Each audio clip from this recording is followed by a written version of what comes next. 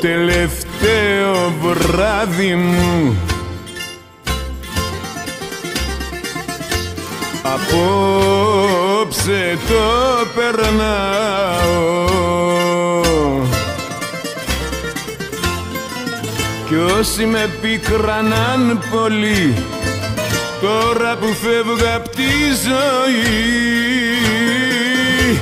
όλους τους συγχωρνάω.